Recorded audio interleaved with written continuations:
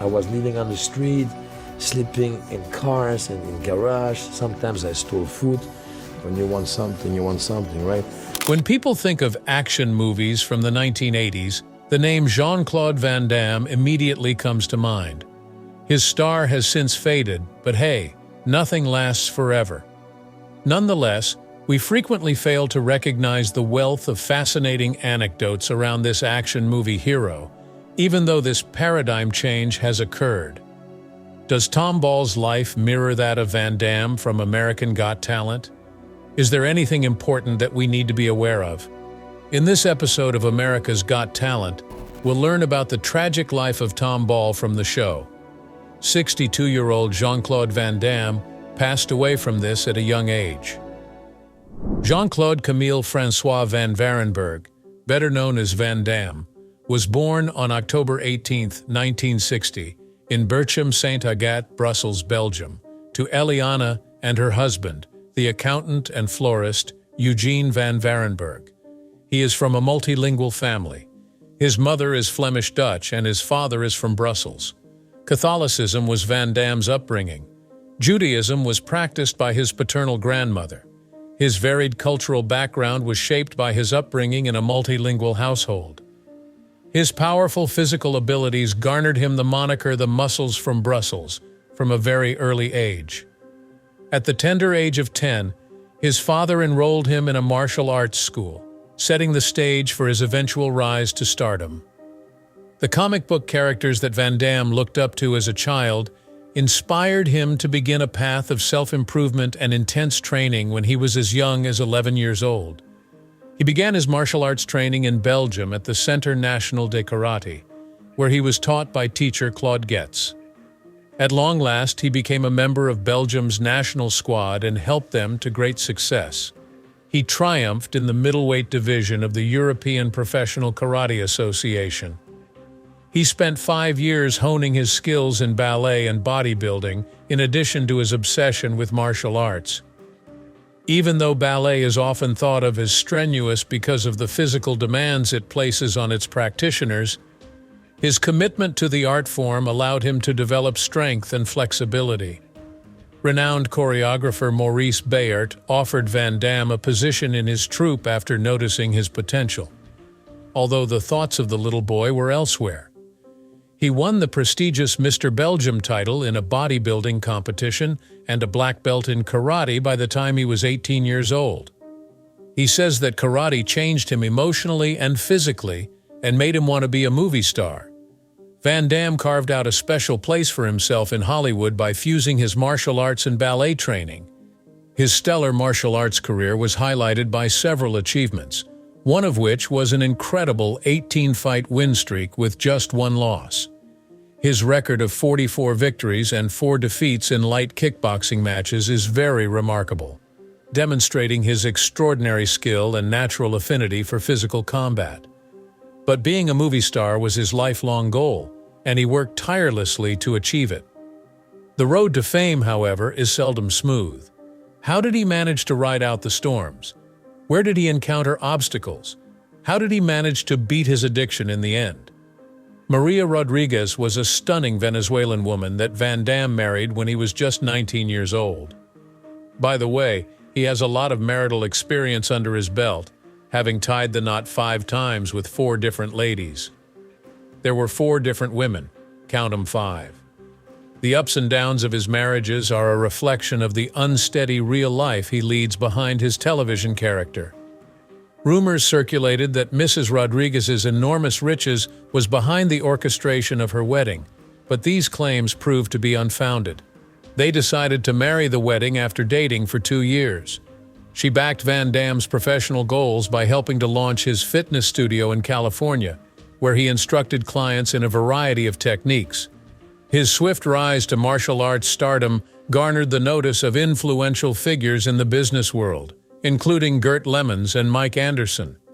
His choice to quit martial arts and get a divorce after 4 years to pursue acting made it clear that he was determined to do whatever it took to become a movie star, as he saw the potential to become a worldwide sensation. Van Damme began a new phase of his life in the early 1980s that would lead to his current status as a worldwide icon. He set off from Belgium for the United States with his buddy Michel by his side, carrying just $3,000 and a little grasp of the English language. They were driven by one purpose: to live the American dream and become famous movie actors. Van Damme's karate training gave him a self-confidence that helped him succeed. But when the initial excitement died down, he experienced several problems that made him wonder if relocating was the right thing to do. He ended up sleeping in his car after running out of money and experiencing homelessness. But he kept going. Light at the end of the tunnel started to emerge as his unwavering concentration on his ambitions continued. Breaking, a 1984 hip-hop dance film, was one of his little appearances that catapulted him to stardom. Furthermore, he became close to martial arts legend Chuck Norris, which opened doors for him to collaborate with Norris on projects, and even appear in the stunt film for Missing, 1984. Still, Van Damme never managed to achieve success in the conventional sense. There were many obstacles on his path to fame, and he had to accept odd jobs to make ends meet. In the middle of all this turmoil, his private life experienced upheaval, with new marriages and splits. His second wife, Cynthia, said that their time together was chaotic because of the instability in his relationship. Their marriage lasted only 3 months. Van Damme clung tenaciously to his aim of becoming a Hollywood star, despite these personal hardships. His doggedness quickly yielded results that baffled even those closest to him. In 1986, Van Damme won his first major part in the martial arts film No Retreat, No Surrender, playing the villain Ivan, a big, nasty Russian. This was his big break into Hollywood. This was a turning point in his career, and it catapulted him even higher into the limelight. He landed the lead part in the film's early cut the following year. His name was Predator. The news that he would not be able to showcase his karate talents led him to withdraw from the project. His dedication to the art of martial arts informed this choice. After much effort, Bloodsport would be released, finally paying off his persistence. It was this film that catapulted him to stardom. The role of martial artist Frank W. Dux, played by Van Damme in the film, was a huge success and led to further big-budget film projects for the actor. Van Damme's status as an action hero was cemented by Bloodsport's popularity. However, his private life kept changing even as his career as an action hero took off. A watershed moment in his life came when he wed Gladys, an American bodybuilding champion. With his newfound security and unfaltering backing, he persisted in climbing the Hollywood glory ladder. His portrayal of Russian villains in Black Eagle and other films demonstrated his flexibility. Cannon Flicks would take him to a crucial decision-making scene after Bloodsport's phenomenal popularity. He was offered main roles in 3 different films: Cyborg, American Ninja, and Delta Force. Albert Pyun was the helmsman for every film. Van Damme, being Van Damme, chose Cyborg, and that was the start of a new chapter in his cinematic journey. Pyun had originally cast Chuck Norris as Cyborg because of Norris's association with Cannon. However, the part went to Van Damme in the end, despite the pitiful sum of $50,000. Shot in a single day in Wilmington, North Carolina, Cyborg went from being a Lords of the Universe sequel to a full-length feature. Limited character connection and scant speech were some of the problems that the film's producers encountered. But that would all change if a terrible accident happened. An incident happened on site when stuntman Jackson the Rock was partially blinded by a rubber knife. Serious legal consequences are looming for Van Damme, who has been accused of using excessive force on set in the past. In spite of all that went wrong, Cyborg opened to more than 830 theaters nationwide and made more than $3 million in its first weekend. Unfortunately, the Cyborg movie's sequels weren't as successful as the first. At the same time, Van Damme showcased his Shotokan karate skills in the hit film Kickboxer. With a budget of about $3 million, Kickboxer was able to captivate audiences around the globe and make over $50 million. He also played a pivotal role in introducing the Kickboxer series to the public. Although he made a cameo appearance in the reboot series, he remained absent from all 4 sequels to the original picture. Death Warrant, David S. Goyer's first screenplay credit, was in 1990, and he performed in it. He was also in Lionheart that year. Sheldon Lettich, who had previously worked on Bloodsport as a co-writer and director, claimed that his picture Lionheart was the first to show that Van Damme was more than a one-hit wonder who could only ever star in cheap, basic karate flicks. Lettich adds that the rear nudity by Van Damme was a memorable moment for both the homosexual males and the ladies in the crowd. After that, baring his butt, whether naked or not, became almost his hallmark. Double Impact came out in 1991. As the estranged twin brothers Chad and Alex Wagner, who are out for revenge after their parents' deaths, Van Damme stars in this Lettich-directed film. Its debut was met with mixed reviews. Variety was critical of the story and predicted the film's failure, while the Los Angeles Times praised its execution. In its debut weekend at the box office, the picture made $23 million. In the U.S. market, it generated $30 million. Reviewers looking back on the film have praised Van Damme's performance, in which he portrays not one but 2 characters, and the film's entertaining action plot. He was the star of Roland Emmerich and Carolco's 1992 science fiction action hit Universal Soldier, one of the year's biggest box office successes. United States troops during the Vietnam War, played by Van Damme as Luke Devereaux and Dolph Lundgren as Sergeant Andrew Scott, engage in a gun battle after Devereaux learns that Scott has gone mad and started mutilating innocent people. They, and a huge number of other deceased troops, are reanimated and dispatched on a mission as part of a clandestine army program later on. Rumor has it that the verbal confrontation between Van Damme and Lundgren at the 1992 Cannes Film Festival escalated into a physical battle when the 2 men shoved each other before being removed. Nevertheless, everyone thought it was all just a PR act. With a budget of only $23 million, Universal Soldier was a middling success at the box office when it premiered on July 10, 1992, grossing $36 million USD. However, it became an international smash hit, earning over $65 million USD for a total of $102 million USD. For a short time, he was considered for the part of Michael Chirito in Heat and for the role of Simon Phoenix in Demolition Man. Both Nowhere to Run and Last Action Hero featured him in 1993. Van Damme's salary was $3.5 million, and the feature was the first of a 3-picture pact with Columbia Pictures. Despite its broad appeal, Columbia claims the picture stays faithful to its target demographic. Hard Target, John Woo's debut feature picture in the United States, was released by Universal Pictures in 1994 and starred him. In that same year, he also featured in Time Cop, a film about a police officer who can travel across time. Peter Hyam's directorial debut was a smashing success, earning over $100 million globally and cementing his position as Hollywood's highest-grossing leading man. He also had a starring role in Stephen E. Johnson's Street Fighter that year, adapted from the video game by D'Souza for Universal. Critical reception was negative. Despite being a financial success, the product costs almost 3 times as much to produce. For Universal's 1995 film Sudden Death, Van Damme and Hyams reunited. In the film, Van Damme plays the role of a firefighter from Pittsburgh, Canada, who was born in France but had a breakdown after failing to rescue a little girl from a home fire. He has been relegated from his position as an active-duty soldier to that of fire marshal at the Pittsburgh Civic Arena, where a terrorist group is hosting the U.S. The vice president and a number of other high-profile individuals were held captive in a suite during a game. It was a decently successful film.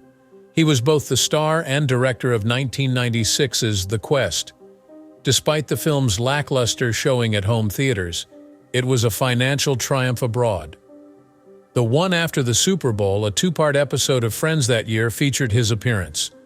Additionally, he was an actor in Maximum Risk, which was Ringo Lam's debut feature film in the United States and their first joint project. At the box office, the picture did okay. After that, in 1997, he co-starred with basketball great Dennis Rodman in the science fiction action flick Double Team. The film marked the American debut of Hong Kong director Tsui Hark. His 1998 reunion with Hark on the financially disastrous Knockoff was a bust. Van Damme was also in the war flick Legionnaire that year. It was only distributed in foreign theaters despite having a budget of $35 million in the United States. He reprised his role as Luke Devereaux in 1999's Universal Soldier: The Return, following the popularity of this film. Debuting at number 4, the film bombed at the box office. He was also the lead in Inferno that year. Before making a triumphant return in 2010's barely released Full Love, he would take a long hiatus from the film industry. He was passed over for the part of Gunnar Jensen in the first Expendables film that very year, which was portrayed by Dolph Lundgren. He was never one to rest on his laurels, though. In 2011, he provided the voice of Master Croak in the animated feature Kung Fu Panda 2. He lends his voice to a figure that aids the protagonists from the prior film. In the same year, he was in Assassination Games alongside Scott Adkins. A French comedy called Bourg sur la City featured him in 2011. Behind Closed Doors, his reality program, also debuted that year. His family life, problems, and impending fight are all highlighted on the show. He has been plotting his return to the ring since 2009 with the intention of challenging Somluk Kamsing, an Olympic gold medal-winning boxer. On his ITV reality show Behind Closed Doors, the altercation was the main attraction. The battle has been delayed many times, and many critics are skeptical that it will really take place, citing the difficulties of reserving the venue as a major reason.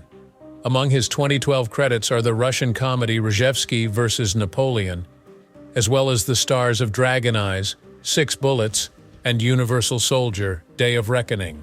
In the same year, he played the lead antagonist in The Expendables 2. In the movies, a mercenary gang goes on a task, but it turns into a quest for vengeance against another gang. His triumphant comeback to the action genre was rewarded with a worldwide revenue of almost $310 million.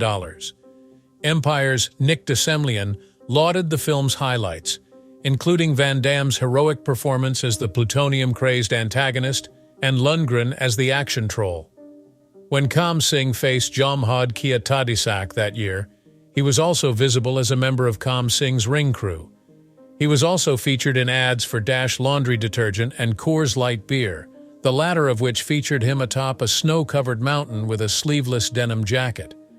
A life-size statue of him was unveiled in his birthplace of Brussels on October 21, 2012, in his honor. "Belgium is paying me back something," he said reporters during the event. He clarified that it was to support the dream. So it's not Jean-Claude Van Damme, but rather an ordinary man with a belief who greets visitors here. I would like it if the monument symbolized that. His role in the 2013 comedy Welcome to the Jungle was notable. He also portrayed the lead antagonist in Peter Hyams's American action thriller Enemies, Closer, that same year. Van Damme performs what he calls the most epic of splits, while seated on the outside rearview mirrors of 2 semi-trailer trucks and a box truck that are traveling backwards in a YouTube ad that was released on November 13, 2013, by Volvo Trucks. With over 11 million views in only 3 days and 35 million in the first week, the film became an internet sensation very fast. The Epic Split was its official name. During the 2016 third chapter of the Kung Fu Panda franchise, he made a triumphant comeback to his voice role as Master Croc. Kickboxer Vengeance, directed by John Stockwell, also featured him that year. In the original, he played the principal role. This is a remake of it. Also that year, he starred as Jean-Claude Van Johnson on television. He reprised his role in Kickboxer: Retaliation, the sequel to the reboot, since he felt he had unfinished business with the series. His role in Blackwater was also that year. Dolph Lundgren co-stars in it, marking their 6th collaboration. In addition to their initial appearance as on-screen buddies together, He had a starring role in Julian Leclerc's The Bouncer, which premiered the same August 22. After having a great experience playing the crocodile in Kung Fu Panda, he went back to voice acting in 2022 for the computer animation feature Minions: The Rise of Gru, playing the role of Jean-Claude. He voiced Johnny Cage and appeared in the Mortal Kombat 1 fighting game. The martial artist Frank Dux, who Van Damme played in Bloodsport, sued him in 1997 for $50,000 for his consulting and co-writing on the 1996 film The Quest. While Van Damme was working as a carpet installer, Dux trained him in martial arts, but the complaint claims that Van Damme lied to the public about his combat record, claiming that Van Damme lacked martial arts abilities while under Dux's tutelage. According to Martin Singer, Van Damme's lawyer, there exist records that prove his martial arts prowess. Take a look at his filmography. His acting chops weren't the deciding factor in landing those parts. Those chair splits are done by him. There is no stuntman available to him for it. Chuck Zito, Van Damme's bodyguard and stuntman, started dating Darcy Lapierre, Van Damme's former wife, which caused tension between the two. Zito allegedly took exception to Lapierre's assertion that Van Damme had molested her in the context of a divorce case.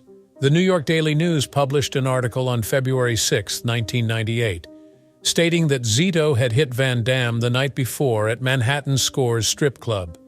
In his 2002 autobiography Street Justice, Zito recalled the incident, stating that he had a broken hand from striking Van Damme multiple times after the latter had made derogatory comments about him to a club bouncer, who had subsequently passed them on to Zito. Zito had previously served as Van Damme's bodyguard and had performed stunts for the film Nowhere to Run. After the incident, Van Damme appeared on Inside Edition to deny being hit by Zito and to challenge Zito to a fight. On October 5, 2011, Van Damme was among a number of celebrities, including Hilary Swank, Vanessa Mae, and Seal, who came under fire from human rights organizations for celebrating the 35th birthday of Chechen President Ramzan Kadyrov in the capital of Russian federal subject Chechnya, Grozny. Human rights organizations slammed the stars for showing up to the event despite their pleas to cancel due to the crimes committed by Kadyrov's regime. In a statement, Human Rights Watch stated that Ramzan Kadyrov is associated with several terrible human rights violations. Paying celebrities to attend his expensive parties is unseemly and devalues the plight of the innumerable victims of human rights abuses in Chechnya. As Van Damme narrates, he developed a cocaine problem in the mid-1990s, when the stress of constantly filming and promoting his films caused him to spend up to $10,000 per week and take up to 10 grams of cocaine per day by 1996. In 1999, he was taken into custody for DUI. He finally beat his addiction by cutting off all narcotics and starting an exercise routine after failing miserably in drug rehabilitation. He received a diagnosis of bipolar illness in 1998. "Sometimes you're going to love me, and other times you're going to hate me," he said in 2011, when appearing on the British reality show Behind Closed Doors, where he revealed the ailment. "Therefore, what am I to do? I'm not without flaws. I suffer from severe bipolar disorder and use medicine to manage it. I used to have such ebb and flow feelings when I was younger. When I was on my way to school in the morning, the sky appeared dark, but it turned out to be blue. It broke my heart." He has tied the knot 5 times with 4 distinct wives. His third marriage lasted until 1992, when he had 2 children, Christopher and Bianca Brigitte, with bodybuilder Gladys Portugues. His liaison with actress Darcy Lapierre culminated in their 1994 marriage. Nicholas, the couple's son, is born of this union. While filming in Thailand for Street Fighter that year, he had an affair with Kylie Minogue, one of his co-stars. Van Damme made his affair public knowledge in 2012, but Lapierre, who was expecting their baby at the time, was unaware of it. British Got Talent judges Simon Cowell, Amanda Holden, David Walliams, and Alicia Dixon reviewed Ball's audition tape on April 17, 2022. He sang Sam Smith's Writings on the Wall, and both the audience and the judges went wild for his performance. On June 1, 2022, he sang Rise Like a Phoenix by Conchita Wurst in the third semi-final. On June 6, he sang I Who Have Nothing by Tom Jones in the final and came in third. After that, he took part in America's Got Talent All-Stars, which had just premiered. In his audition, which aired on January 30, 2023, he sang The Sound of Silence by Simon and Garfunkel. Cowell, Howard Mandel, Heidi Klum, and show presenter Terry Crews all gave him a group golden buzzer for his performance, advancing him to the final. His performance of R.I.P. by Radiohead on February 20th was so impressive that the crowd stood up and applauded. He and the Voices of Hope Children's Choir performed a rendition of Who Wants to Live Forever by Queen on the 27th of February finale. But he was ousted before he ever reached the final five. He had an appearance on Got Talent Espa All-Stars in April 2023. On the 2023 season of Britain's Got Talent, he was also announced as the voice of Noodle the Cat. Independent label Westway Music signed Ball in June 2023, and March 2024 was confirmed as the release date for his debut album, Curtain Call. Finalist Tom Ball of Britain's Got Talent confessed that he went to Andy in a panic hours before his life-changing event. A West Sussex schoolteacher lay in a hospital bed, terrified he might not make it to the competition final. Ketoacidosis was a problem for 24-year-old Tom, who had type 1 diabetes. The inability of the body to convert sugar into energy due to a lack of insulin makes the disease a potentially deadly consequence of diabetes. While dealing with the health issue, the newlywed singer expressed his fear that he may miss out on performing opportunities. "This place is too much for me," I kept telling myself. "This is really unbelievable." He informed The Sun that he had the final exam in 2 days. Tom had been very careful to monitor his blood sugar levels throughout the competition since they impact his singing skills, but he became quite ill in the days preceding the final. The Diabetes UK ambassador Tom told the magazine that he suddenly felt terrible. He was physically and mentally exhausted and sick to his stomach. He described being in bed after a day of attempting to manage his ketones, and his wife phoned NHS 111, who advised them to visit the hospital since things weren't getting better. He may have had 8 hospital stays during his life dealing with diabetes. It needed to be a major event for him to go. He described his wife Hannah's and NHS nurse hasty journey to the emergency room, where he spent hours under the care of professional specialists in an effort to stabilize his condition. Ketoacidosis, as reported by the NHS, can bring on symptoms such as vertigo, disorientation, and nausea. Tom detailed how, in the absence of immediate medical intervention, a toxic buildup may assault his body, causing him to lose limbs, beginning with his fingers and toes. He claimed that being blinded by diabetes made it extremely difficult for him to have an optimistic outlook in the days leading up to the Britain's Got Talent final. Tom returned to rehearsals immediately after being discharged from the hospital, despite the fact that a patient recovering from a severe assault like his would typically require several days in the hospital. He arrived home at 4 in the morning.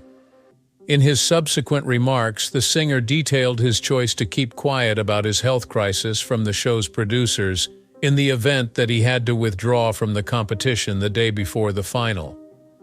He told the magazine that he preferred that his song focus on his skill rather than his diabetes, and that he didn't want to make excuses if his performance didn't go as planned. Much obliged for your time. Give our channel a subscribe and watch one of our other entertaining videos.